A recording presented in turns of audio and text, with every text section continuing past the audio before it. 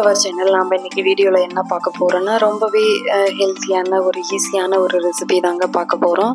பீர்க்கங்காய் பொரியல் எப்படி செய்கிறதுன்னு பார்க்கலாங்க.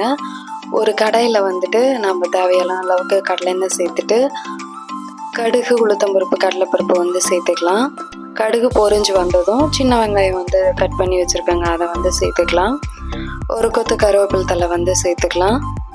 சேர்த்துட்டு நம்ம காரத்துக்கு ஏற்ற மாதிரி வரமிளகாய் சேர்த்துக்கலாங்க. சேர்த்துட்டு வெங்காயம் நல்லா வதங்கி வரணும்.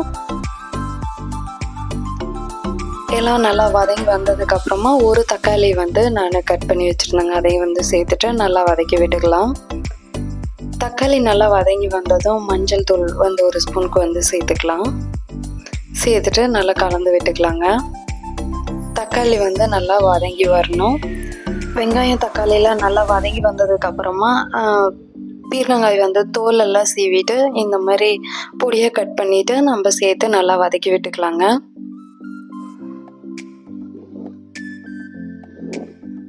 இந்த பீர்க்கங்காயிலே கொஞ்சம் தண்ணி விடும். இப்போ ஒரு டீஸ்பூனுக்கு கறி மசால் சேர்த்துக்கலாங்க. இதை ஆப்ஷன் தான், வேணா சேர்த்துக்கலாம் இல்லைன்னா விட்டுடலாம். இந்த காய் வேகிற அளவுக்கு கொஞ்சமாக தண்ணி சேர்த்துக்கலாம்.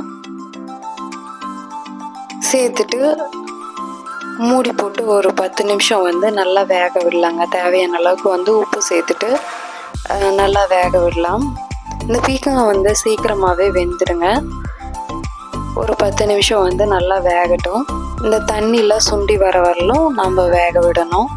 இடையில நல்லா கலந்து விட்டுக்கலாங்க, ஏன்னா அடி பிடிச்சிடும், அதனால நல்லா கலந்து விட்டுக்கலாம். இப்போ காய் நல்லாவே வெந்துடுச்சு. இப்போ ஒரு மூடி தேங்காய் துருவலை சேர்த்துக்கலாம். சேர்த்துட்டு நல்லா கலந்து விட்டுக்கலாங்க. அவ்வளோதான், சூப்பரான பீர்க்கங்காய் பொரியல் ரெடி ஆயிடுச்சுங்க. இப்போ தான் நம்ம சேனலை ஃபஸ்ட் டைம் பார்க்குறீங்கன்னா மித்துஸ் ஆரோக்கிய சமையலை லைக் பண்ணுங்கள், ஷேர் பண்ணுங்கள், சப்ஸ்கிரைப் பண்ணுங்கள். கூடவே பெல்லைக்கான ஆல்னு கொடுத்துட்டு கிளிக் பண்ணுங்கள். அப்போ தான் நான் போடுற எல்லா வீடியோஸும் உடனே உங்களுக்கு அப்டேட் ஆகும். ஹெல்த்தியாக சாப்பிடுங்க, ஹாப்பியாக இருங்க. தேங்க்ஸ் ஃபார் வாட்சிங்.